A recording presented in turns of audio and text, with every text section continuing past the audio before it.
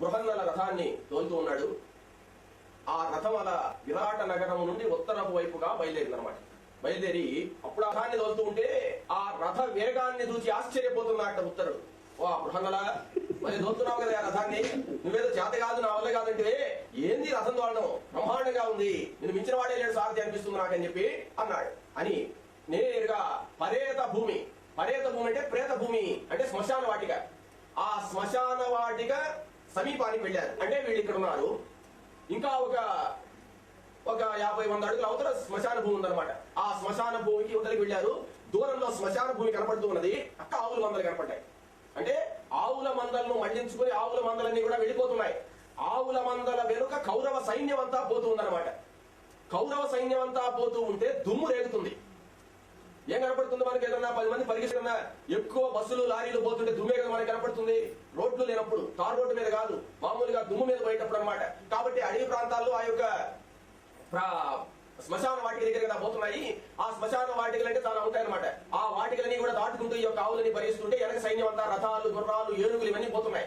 ఈ యొక్క పరిగెత్తేటువంటి వీటి యొక్క దుమ్మంతా కూడా పైకి లేస్తుంది. దుమ్మంతా కూడా నేరుగా లేచినటువంటిది ఆ యొక్క లలిత వనం, ఒక అందమైనటువంటి వనము ఆకాశానికి వలసపోయినట్టుగా పోతుంది. అది చూశారు వీళ్ళు. అంటే శ్మశాన వాటికు యువతలు ఉన్నారు వీళ్ళు. యువతల నుంచి చూస్తే ఆవులు పరిగెస్తున్నాయి, సైన్యం పరిగెస్తుంది, దుమ్ము రేగి ఆకాశం లేకపోతుంది, ఆకాశం లేక ఒక తోట లేచిపోయినట్టుగా కనపడుతుంది. కంటి నిండా అలా చూశాడండి. ఆ సైన్యాన్ని చూసి బృహన్నల, ఒకరు చిన్నగా పోని రథాన్ని స్పీడ్ తగ్గించు, ఎందుకంత వేగంగా పోతాను, వీలైతే ఆపేసేయన్నాడు. ఏమయ్యా ఏమైంది ఉత్తరా అన్నాడు. చూసి అప్పుడే దడ, తొట్టుపాటు, భయం అన్ని వచ్చేసాయట మన యొక్క ఉత్తరుడికి. ఆ సైన్యాన్ని చూసావా, ఆ కౌరవ సైన్యాన్ని ఒక్కసారి చూడు బృహన్నల అన్నాడు. ఏమి అంటే భీష్ముడు, ద్రోణుడు, కృపాచార్యులు మొదలైనటువంటి మహా ధనుర్విద్యావేత్తలైనటువంటి మంచి వీరులైనటువంటి యోధులైనటువంటి వాళ్ళ యొక్క వాళ్ళతో భయంకరంగా ఉంది ఆ సైన్యం. దుర్యోధనుడనే వాడు ఎట్టున్నాడో తెలుసా, ఎండాకాలంలో ఉండే సూర్యుడు ఉన్నట్టున్నాడు. ఆ సూర్యుడితో సమానమైనటువంటి దుర్యోధనుడి యొక్క ప్రతాపాగ్ని ప్రజ్వరిల్లుతూ ఉంది. అనేకమైన శస్త్రాస్త్రాలు ధరించినటువంటి, ఈ యొక్క అస్త్ర ప్రయోగాలు బాగా తెలిసినటువంటి యోధులు కలిగినటువంటిది. ఇక చతురంగ బలాలతో ప్రకాశించేటువంటిది. అంటే ఏనుగులు, గుర్రాలు, రథాలు, ఈ యొక్క కాల్బలం ఎంత ఉన్నదో చూడవయ్యా, సముద్రం మాదిరి ఉన్నది. అత్యుగ్రమైనటువంటి భయంకరమైనటువంటి దావాగ్నితో సమానంగా ఉంది ఆ యొక్క సైన్యం. అంటే దాంట్లో పోతే మనం కాలిపోయేటట్టున్నాం. దావాగ్ని ఎలా ప్రవహిస్తూ ఉంటుందో అలా ఉన్నది ఆ యొక్క కౌరవ సైన్యం. ఒక్కసారి చూడు బృహన్నల. అధృతాస్త్రుడా, బాలుడా, నాకు శస్త్ర విద్య పెద్దగా రాదు, బాలుడా, బాలుని పసివాడిని. అక్కడేం చెప్పాడు ఆడవాళ్ళ ముందర? కౌరవ సైన్యం భీష్మద్రోణ కృపకర్ణ వాళ్ళందరినీ దుమ్ము రేపేసి వస్తానన్నాడు. ఇక్కడికి వచ్చి లేకే దుమ్మును చూసి దుమ్ము రేపాల్సిన అవసరం లేదు, వాడు వెళుతుంటే రేగినటువంటి దుమ్మును చూసే భయపడిపోతున్నాడు అనమాట. ఇక్కడ ఏమన్నాడు? అకృతాస్త్రుడ బాలుడా, బృహన్నలాన్ని ఒకరు తగ్గించవయ్యా వేగం, నేను మాట్లాడుతుంటే ఏంటంత వేగంగా వెళ్తున్నాను, రథాలు నాకు ముందు నేను చెప్పేది విను. అక్కడ చూస్తే శకుని, జయద్రథుడు, సైంధవుడు, దుర్ముఖుడు, వికర్ణుడు, కర్ణుడు, ఇటువంటి యోధులందరూ ఉన్నారు. నేను వాళ్ళతో యుద్ధం చేసి గెలిచేది నిజమేనా? నా ఒక్కడి వల్ల ఏమవుతుంది? ఇలా ఉంటుందని నేను ఇప్పుడు అనుకోలేదు. ఏమంటే కౌరవ సైన్యం అంటే భీష్ముడు అంటే ముసిరోడు కదా, ఎప్పుడో పుట్టిన ఆయన ఒక దెబ్బ కొట్టేసిలే, ద్రోణుడు అన్నా కూడా గడ్డం పెంచుకుంటాడు, పెద్దగా ఉంటాడు అనుకున్నాడు, కానీ ఇట్లా ఉంటారనుకోలేదు. అయ్యా ఈ సైన్యం ఇలా ఉంటుందని చెప్పి అనుకోలేదు. నేను అంత ఆలోచన చేయకుండా వచ్చేసానే నేను. నాకు భయం పుట్టిపోతున్నాను. వీళ్ళ మంచి శస్త్రాస్త్ర విద్యా పాండిత్యం కలిగినటువంటి మహాయోధులు, నేనా అల్పజ్ఞానం కలిగిన వాడిని, పసివాడిని, వాళ్ళతో పోల్చుకుంటే అందరికంటే చిన్నవాడిని నేను యుద్ధం చేసి వీళ్ళందరినీ గెలిచేది నిజమేనా? వీళ్ళు యోధులు అంటున్నారే. బృహన్నల, నువ్వు నమ్మకపో, కౌరవ సైన్యాన్ని చూసి నా శరీరం కాదు మనసు కూడా వణికిపోతున్నది. పైకి శరీరమే వణుకుతుంటుంది మామూలుగా, మీకు కనపడేది శరీరమే, నాకు గుండెలు దడమంటున్నాయి, మనసు కూడా వణికిపోతుందయ్యా, నాకు దడ వచ్చేస్తున్నది, ధనుర్బాణాలు పట్టుకునే శక్తి కూడా నాకు లేదు, ఇక నేను యుద్ధం చేసేది ఏమిటి? కాబట్టి నాకు వణుకు వచ్చేసి గుండె దడ వచ్చింది. కాబట్టి నిశ్చయం ఏందయ్యా ఇప్పుడు నిశ్చయం అంటే, వీళ్లతో నేను యుద్ధం చేయలేను అని నేను నిర్ణయం చేసుకున్నాను. ఆపే కదా అని అన్నాడు. దడతోడు వచ్చాడు అనమాట. ఆవిడ బృహన్నలు ఆపేశాడు అన్నాడు. ఆపేసిన తర్వాత ఏమయ్యా ఎందుకంటే వచ్చావంటే, నాకు మాట రావడం లేదు, ముందు మళ్ళించేసి రథాన్ని వెనక్కి మళ్ళించు, నేను భయం పుట్టిపోతున్నాను. నాకు ఎవరికైనా ప్రాణాలంటే తీపి కదయ్యా, ప్రాణాల మీద తీపి ఉంటుందనే మాట వినలేదా బృహన్నల? ఎవరికైనా ప్రాణానికంటే ముఖ్యమైనది ఏమీ లేదు. కాబట్టి బృహన్నల, రథాన్ని తిప్పేసి ఇంకా అడుగు కూడా ముందుకు పెట్టదు, గుర్రాన్ని తోల దిగలవు, నాకు భయంగా ఉందన్నాడు. అప్పుడు అని నా తరహసిదవదనుండకు శతమకటనై ఉండతని గిట్టని. అప్పుడు చిరునవ్వు నవ్వాడు అర్జునుడు. నవ్వి చెప్తున్నట్టే, ఉత్తర కుమార ఏమిటి ఇంత నీరసమైపోయినావేమిటి? వీళ్ళు బలవంతులని చెప్పి మనం వెనక్కి వెళ్ళిపోతే మన ఆవులు దూరికి వస్తారు. ఇంకా అయ్యో మన గోధనమంతా ఎలా పరిగిస్తున్నదో, మన ఆవులన్నీ వెళ్ళిపోతున్నాయి. మన ఆవులు మనం మళ్ళించుకోవాలి కదా. కాబట్టి వీళ్ళందరితో మనకు అవసరం లేదు. ముందు పోయి మన ఆవులు మనం మళ్ళించుకొస్తాం. ఎవరన్నా ఒకటి అడ్డం వస్తే వాళ్ళతో యుద్ధం చేయి చాలు. వీళ్ళందరితో ఈ సైన్యాన్ని అంతా చూసి వీళ్ళందరితో నేను యుద్ధం చేసేది ఎప్పుడు, వీళ్ళని గెలిచేది ఎప్పుడని భయపడాల్సిన అవసరం లేదు. ఆవులను మళ్ళిస్తాను. నేనేమంత చేతగాని వాడు అనుకుంటున్నావా? వీళ్ళని దాటించుకుని అవతలికి తీసుకెళ్తాను రథాన్ని. ఆవులను మళ్ళిస్తాను. ఆవులు మళ్ళించి తోలుకొని వస్తుందాం. ఎవరన్నా వీళ్ళు ఒకటి అలా వస్తే యుద్ధం చేయాలంత మాత్రం చేయలేవా నువ్వు అని చెప్పి అన్నాడు. అంటే అయ్యా నాకేం చెప్పద్దు, పశువుల దయ్య మెరుగు, ఆవులు తోలుకపోవాలి కదా అని ఎట్టన్నా పోయి మనకి సంబంధం లేకపోతే పోతాయి ఉంటే ఉంటాయి. పశువులు తోలుకోరాడానికి అని చెప్పి వీళ్ళ లేకపోతే చంపేటట్టయ్యా నన్ను. నువ్వు పశువులు అని చెప్తున్నావు, ముందు నేనుంటే కదా. తర్వాత ఆడవాళ్ళ సంగతి అంటావా? ఆడవాళ్ళలో చెప్పా నిజమే. ఇప్పుడు ఆడవాళ్ళలో చెప్పగానే వాళ్ళు నవ్వుతారేమో, ఎగతాళి చేస్తారేమో అని చెప్పి నా ప్రాణాల మీద తెచ్చుకోమంటావా? నవ్వితే నవ్వుకొని నాకేం అవమానం లే. ఉత్తర రథంతో ఇంటికి పోతాను, లక్షణంగా ఫోన్ చేసి పండుకుంటాను. ఆడవాళ్ళందరూ నవ్వుతారు. నవ్వుకొని ఎన్ని రోజులు నవ్వుతారు? కాసేపు నవ్వుతారు. ఉత్తరుడు ఇంతే కదా అనుకుంటారు. అనుకున్నంత మాత్రాన ఇక్కడ చూస్తే కదా వాళ్ళకి అర్థమయ్యేది. అంతఃపురంలో చేరి ఉత్తరుడు గెలుచుకోరాలేదు అనడమే కానీ ఒక్కసారి వచ్చి చూస్తే అర్థమవుతుంది వాళ్ళకు. వాళ్ళు నవ్వుతారని చెప్పి వీళ్ళకి పంపమంటావా? నా ప్రాణాలు పోగొట్టుకోమంటావా? నవ్వితే నవ్వుకొని, ఎగతాళి చేస్తే చేసుకొని, పశువులయ్యా పోతే పోని, కొత్త ఆవులు కొనుక్కుందాం అంతేగాని ఆ ఆవులు పోయి వాళ్ళని మేపుకొని ఎట్టన్నా పోని వాడి సంగతి దయ్యం ఎరుగు అన్నాడు. పశువుల సంగతి దయ్యం ఎరుగు. వీళ్ళ సంతోషం, వీళ్ళు బాధ, వీళ్ళు నవ్వితే నవ్వుకొని, వీళ్ళు ఏమన్నా చేయని నాకే సంబంధం లేదు. మాత్రం కౌరవ సైన్యంతో యుద్ధం చేయలేదు. నా కెపాసిటీ, నా యొక్క బలం నాకు తెలుసు కదా. ఒకరి అవతారణ ఏముంది అని చెప్పి అన్నాడు. నువ్వు వాళ్ళతో యుద్ధం చేయలేదు, వాళ్ళతో ఎవరితో అసలు మాట్లాడలేదు, వాళ్ళు నీ సాయి తిరిగి కూడా చూడలేదు. ఇంతలోనే నువ్వు భయపడిపోవడానికి దేన్ని చూసి నువ్వు భయపడ్డావు? వాడు మళ్ళీ యుద్ధం చేస్తున్నారా? ఆ బాణాలు లేకపోతే తట్టుకోలేకున్నారని చెప్పు. అప్పుడు రథాన్ని పక్క తోలుకు వచ్చేస్తాను. అసలు ఒక బాణ ప్రయోగం కూడా జరగలేదే, నువ్వు ఎందుకు భయపడుతున్నావు అన్నాడు. బృహన్నల, నువ్వేదో నన్ను ఉత్సాహపరుస్తున్నావు. నీ మాటలకు నేను లొంగిపోయి కానీ యుద్ధరంగంలోకి వెళ్ళాననుకో, మనకు సహాయం చేయడానికి వచ్చేదానికి ఒక్కరు కూడా లేరు. విరాట నగరంలో ఒక్కరు కూడా లేరు. అందరూ దక్షిణ గోగ్రహణంలో ఉన్నారు. దక్షిణ గోగ్రహణానికి వెళ్ళిపోయి ఆఖరకు విరాట రాజు దగ్గర నుంచి మొత్తం భటులందరూ అట్ట వెళ్ళిపోయి ఉన్నారు. ఎవ్వరూ లేకపోతేనే మనం వచ్చాము ఇప్పుడు యుద్ధానికి. మనం వీళ్ళతో యుద్ధం ప్రారంభించిన తర్వాత మనకి ఎవరైనా అండగా సైన్యాలన్నీ పరిగిస్తాయంటే ఒక్కరు కూడా రారు. నువ్వు నాకు ధైర్యం మాటలు చెప్పాల్సిన అవసరం లేదు, నాకు తెలుసు అంతా, నాకు మొత్తం విషయం తెలుసు. ఇప్పుడు మనం యుద్ధానికి పోయిన తర్వాత ఒక్కడన్నా మనకి సపోర్ట్ ఉంటే, ఎనకుంటే కదా మనకి ధైర్యం ఉంటుంది. ఒక్కరు కూడా లేరు. కాబట్టి ఇక్కడనే నేను ఆ కురు సైన్యాన్ని గెలవడం జరిగే పనేనా? ఎవరైనా ఇంత సైన్యం మీదకి ఒక్కడే వెళ్తాడా? ఒక్కడే వెళ్ళి గెలవడం అనేటువంటిది జరుగుతుందా? అసలు ఏదైనా ఒక విషయాన్ని గురించి మనం చర్చించుకోవాలి, బాగా ఆలోచించుకొని ఏ పనైనా చేయాలి. ఇప్పుడు నీతి, ఇప్పుడు మనం ఆలోచించుకొని చేయాల్సినటువంటి పని ఏందో తెలుసా? రయమున అంటే ఎంత వేగంతో వచ్చామో అంతకంటే రెట్టింపు వేగంతో నగరానికి వెళ్ళిపోయి ప్రశాంతంగా అంతఃపురంలో నేనుంటాను, నువ్వు ఉత్తరకు నాట్యం నేర్పిస్తూ హాయిగా డ్యాన్స్ చేసుకోవాలి.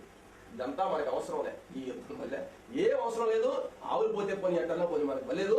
మన వరకు ఉండే ఆవులు చాలే మనకు. నువ్వు వేగంగా, అది కూడా చిన్నగా నడుపుతావేమో, శర వేగంగా పోని ఇంటికి బండి అని చెప్పి అన్నాడు. అన్న తర్వాత ఆయన పార్థివనందనకి ఇట్లనే అంతటి వదిలిపెట్టలేదు బృహన్నల. మళ్ళీ చెప్తున్నాడు, రథం వెనక్కి మళ్ళించిపోయే సమస్య లేదు, నువ్వెందుకు భయపడతావు, ధైర్యంగా ఉంటే మనకు విజయం లభిస్తుంది అన్నాడు. అన్న తర్వాత చిత్తవృత్తి యొక్కించుక చిక్కబట్టు, మనసు కూడా అల్లాడిపోతుంది అంటున్నావు కదా, ఒక్క రవ్వ ఆ చిత్తవృత్తిని అంటే ఆ భయపడేటువంటి మనసును కొంచెం ధైర్యం చేసుకో, కొంచెం చిత్తవృత్తిని చిక్కబట్టుకో. అంటే పట్టినప్పుడు ధైర్యం వస్తుంది నీకు. ధైర్యాన్ని తెచ్చుకో, భయపడద్దు. నేను రథాన్ని వాళ్ళ వైపు నడుపుతాను, యుద్ధం చేయి, గెలవకుండా ఎక్కడికి పోతామో వాళ్ళని జయించే మనం పోదాము అని చెప్పి అన్నాడు. ధైర్యంగా ఉండు. ఆ ఒడుకు వస్తున్నానన్నావు కదా, కొంచెం మనసు ధైర్యం చేసుకో, నలుగు బాణాలు గట్టిగా పట్టుకో, నేను రథాన్ని తోలుతాను, ఎట్ట గెలవకుండా పోతామో మనం అని చెప్పి రథాన్ని తోలుతున్నాడు వాళ్ళ మీద. అప్పుడు ఈయనకి ఏమైపోయిందంటే, ఇంక ఈ రథాన్ని వెనక్కి తోలే పరిస్థితి లేదు, ఈయన వెనక్కి వచ్చేటట్లేడు, ఈయన ముందుకు పోవాలంటే దాడి వచ్చేస్తున్నది, ఎట్ట చేయాలని చెప్పి దవ్వుల విరిగిన పౌరులు నవ్వుదురటే. అప్పుడు ఆయన అంటున్నాడు, ఏంది ఇక్కడి నుంచి వెనక్కి తిరిగిపోతే పౌరులు నవ్వుతారా? నవ్వితే ఏమవుతుంది? ఇక్కడి నుంచి వెనక్కి వెళ్ళిపోయి శరవేగంతో మనం అంతఃపురానికి పోయి హాయిగా ఉందామయ్యా, నువ్వు నాట్యం చేసుకుంటూ ఉండు, నేనేదో అంతఃపురంలో ఉంటానంటే వాళ్ళందరూ నవ్వుతారని చెప్పి వీళ్ళ మీద తీసుకోపోతావా? ప్రాణం మీద తెచ్చుకుంటావా? ప్రాణం పోగొట్టుకోవడం మీద, నవ్వితే ఓర్చుకోవడం మీద. నవ్వితే ఓర్చుకోవడం మేలు కదా. ఏం 2 రోజులు నవ్వుతారు, హాయిగా ఉంటాం. ఇక్కడికి పోతే ప్రాణమే పోతుంది కదా. నీకంత అవమానం కాబట్టి క్రొవ్వరు గదే నీ క్రొవ్వు అరిగినట్లేదు, బాగా కింద అరిగినట్లేదు, నీకు కొవ్వు పట్టుంది బాగా బ్రహ్మణల, నీకంత కొవ్వుగా ఉంటే తలపడు మెయ్యది తనితే నీ అనుచు నెత్తిన భీతి, అంత నీకు కొవ్వు పట్టుంటే నువ్వే పోవాలి మీదకి, ఎట్టయితే అట్ట ఉంటే ఉండిపోతే పో, నువ్వు నాకు సంబంధం లేదు ఇంకని చెప్పి సన్నములు రథమేం పోతుందన్నమాట. ఆయన వెనకరాని వాళ్ళ పోతూనే ఉంది, ధనుస్సు కింద పెట్టేశాడు, ఈ అంబుల పొద్దులని తీసి అక్కడ పెట్టేశాడు. పెట్టేసి అంటే రథం వేగంగా వెళ్ళిపోయేటప్పుడు సిద్ధం కావాలి, ఇంకా ఇవన్నీ తీసి కింద పెట్టేసి ఈ రథం మీద నుంచి ఎగిరి దూకేశాడు కింద. చూడండి, బృహన్నలు రథం ఆపలేదు, అన్ని ధనుర్బాణాలన్నీ కూడా కింద పెట్టేసి ఇంక వినేటట్లేడు, ఈ బృహన్నలతో పెట్టుకుంటే కుదరదని చెప్పి ధరణికి లంఘించి భూమి మీద దూకేశాడు. దూకేసేసి లంఘించి వ్యసన్ పురిదసగున్ లజ్జమీడిపోపోబంబారిన్, లజ్జ సిగ్గు వదిలిపెట్టేసేసి ప్రాణం ఉంటే ఏమైనా చేసుకోవచ్చు అని చెప్పి ఆ రథం మీద నుంచి దూకినటువంటి వాడై నగరం వైపు పరుగులు తీస్తున్నాడు. పరిగెత్తుకుంటూ వెళ్ళిపోతాం, ఎట్లయితే అట్ట అవుతుందని చెప్పి వెళ్ళిపోతున్నాడు. అప్పుడు ఈ బృహన్న రథం తోలుతున్నాడు, రథంలో చూస్తే ఏం లేడు, దూకేసి వెళ్తున్నాడు అన్నమాట. ఇప్పుడు ఏం చేశాడంటే, ఇప్పుడు ఏం చేయాలి, ఏందబ్బా ఈయన యుద్ధానికి వచ్చి వెళ్ళిపోతున్నాడు భయపడని చెప్పి రథం మీద నుంచి అర్జునుడు కూడా దిగాడు. దిగి ఆ గుర్రాల పగ్గాలు ఏం చేశాడంటే ఆ నగరం కట్టేశాడు అనమాట. అంటే రథాన్ని తిప్పలేదు వెనక్కి, రథం మాత్రం అట్టే ఉంది. రథాన్ని అట్టే ఉంచేసి రథాన్ని శత్రు సైన్యం వైపే పెట్టినటువంటి వాడై ఈయనేమంటే దూకిటబడి వెళ్తున్నాడు అడిగి కాకుండా. అప్పుడు ఈ బృహన్నలు దిగాడు రథం మీద నుంచి. దిగినటువంటి వాడై అంటే ఆ రథంలో నుంచి దిగాడు. దిగేసి ఈ ఉత్తరుడు పరిగిస్తున్నాడు కదా, ఉత్తరుని పట్టుకొని తీసుకొచ్చి మళ్ళీ రథంలో ఎక్కించాలని ఉత్తరుడి కోసం పోతున్నాడు. ఆ ఉత్తరుడి కోసం పోయేటప్పుడు ఆ నడిచే నడవడిక, పేడి నడక ఇదంతా ఉంది కదా, ఆ నడకను ఆయన రథం ఆపడము, రథంలో నుంచి దూకేసి ఉత్తరుడికి పరిగివ్వడము, సారథిగా ఉండేటువంటి ఈయన రథానికి ఆ యొక్క పగ్గాలను నగలు కట్టేసి రథంలో నుంచి దిగి ఆ వీరుణ్ణి పిలుచుకోరావడానికి సారథిగా ఉండే ఆయన పోవడం, ఇదంతా కౌరవులు చూశారు. చూసినటువంటి వాళ్ళు ఒక్కొక్క విధంగా అనుకుంటున్నారు. కొంతమంది ఏమనుకుంటున్నారంటే అజ్ఞులు కొందరప్పుడు అపహాసము చేయుచు, కొంతమంది అజ్ఞానంతో ఉండేవాళ్ళు ఎగతాళిగా నవ్వుతున్నారట. అంటే ఈ పరిగెత్తేటువంటి బృహన్నలను చూసి ఆ ఉత్తరుడిని చూసి నవ్వుకుంటున్నారు. అయితే యజ్ఞతలేమి తద్వికృతకాయము మీదను దృష్టి నిల్పగా, అంటే ఆడంగిరుడు మాదిరి ఉన్నాడు, పేడిగా ఉన్నాడు కదా, ఆ పేడిగా ఉండేటువంటి అర్జునుడు పరిగిస్తూ ఉంటే ఆ ఉత్తరుడిని తీసుకోవడానికి వీళ్ళు అజ్ఞులుగా ఉండేటువంటి అజ్ఞానంతో ఉండేవాళ్ళు నవ్వుకుంటున్నారు. ఈయన తీసుకొచ్చాడు సారథిగా, ఆయన దూకి పరిగెవడం, ఈయన పోయి పిలుచుకోరావడం బాగానే ఉంది అన్నట్టుగా చూస్తున్నారు. అప్పుడు కొంతమంది ప్రాజ్ఞులుగా ఉండేటువంటి వాళ్ళు, మంచి జ్ఞానంతో ఉండేటువంటి వాళ్ళు అనుకుంటున్నారు, మూర్తి చూస్తే బృహన్నల మాదిరి పేడి మాదిరి అనిపించడం లేదు, చేతులు చాలా పొడుగ్గా ఉన్నాయి. ఈ పొడుగ్గా ఉండేటువంటి చేతులు, ఆ తేజస్సు, ఆ విశేషాన్నంతా గమనించి పేడిగా ఉండేవాళ్ళు ఇట్టుండరే, ఇంత ధీరత్వంగా ఉండరే అని ఆలోచిస్తూ అనుమానంగా చూస్తున్నారు కొంతమంది. ఏందబ్బా ఈ పోయేటువంటి పేడింది, రథసోద గుర్తికి రావడం ఏంది, మరలా దిగి వెళ్ళడం ఏంది అని చూస్తున్నారు. చూసేదానికేమో పేడి మాదిరి ఉన్నాడు, ఈ యొక్క నడవడిగా చూసే తేజస్సు చూస్తే మహా శౌర్యవంతుడిగా ఉన్నాడు, ఏమీ అర్థం కావడం లేదు, ఇతను నివురు గప్పిన నిప్పు మాదిరి ఉన్నాడు అని కొంతమంది అనుకుంటున్నారు. కొంతమంది ఏమనుకుంటున్నారంటే ఆ పొడవైనటువంటి చేతులు, గమన భంగియు, ఆ నడిచే విధానం, ఇవి రెండు చూస్తే అర్జునున్నట్లదీన సందేహము లేదు, అర్జునుడు మాదిరే ఉన్నాడు, సందేహమే లేదు, ఇతను అర్జునుడే అనుకుంటున్నారు. వీళ్ళకి ఏంటంటే ఆశ్చర్యము, ఆ ఉత్తరుడు యుద్ధానికి వద్దు అని చెప్పి దిగి వెళ్ళిపోతున్నా గానీ యుద్ధం చేయాల్సిందే అని చెప్పి పిలుచుకోవడానికి పోతున్నాడంటే మహాశౌర్యవంతులే రాలేరు మనతో యుద్ధానికి.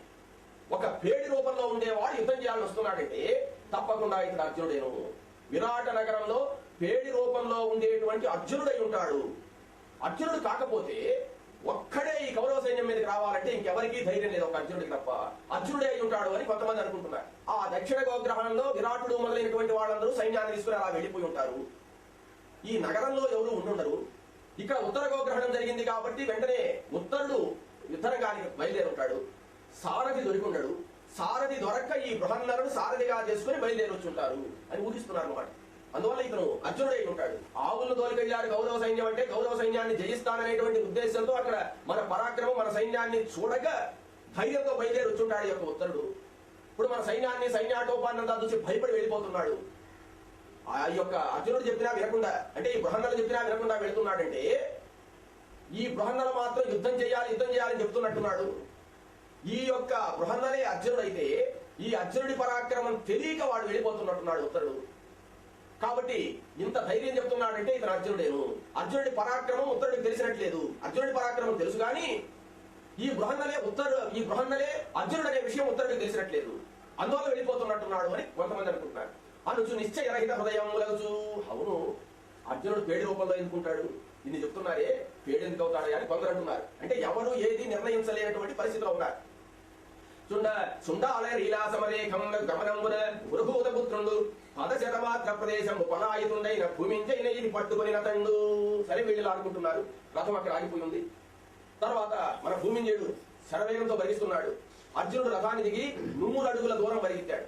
కరెక్ట్ గా 100 అడుగుల దూరం ఆ ఉత్తరుడు పరిగెత్తే లోపల పోయి పట్టుకున్నాడు. ఆయన గట్టిగా పట్టేశాడు అనమాట. పట్టిన తర్వాత వెలవెలపారుచు వెగటుందు పెదవుల తడియారనెంతయు తల్లడిల్లు. గడగడ మునిగిపోతున్నాడు ఉత్తరుడు ఈ బృహన్నలు ఎప్పుడైతే పట్టుకున్నాడు. వెలవెలపారుచు వెగడుందు పెదవుల తడియారనెంతయు తల్లడిల్లు. పెదవుల్లో తడి ఆరిపోతున్నాగా భయపడిపోతున్నాడు. అంటే సైన్యానికి బాగా భయపడిపోయినాడు. శరీరం చల్లంగా పోతున్నది, చెమట్లు పోసేస్తున్నాయి, పాదాలు చేతులు వణికిపోతున్నాయట. ఇంకా ఆ అర్జునుడు పట్టుకునేటువంటి హృదయం గడగడగడగడ వణికిపోతుంది. దీనంగా చూస్తున్నట్ట బృహన్నల సాయి. దీనంగా నన్ను వదిలేయి అన్నట్టుగా, నన్ను నేను వెళ్ళిపోతాను, నేను చేయలేను, నన్ను వదిలేయండి అన్నట్టుగా చూస్తున్నాడు.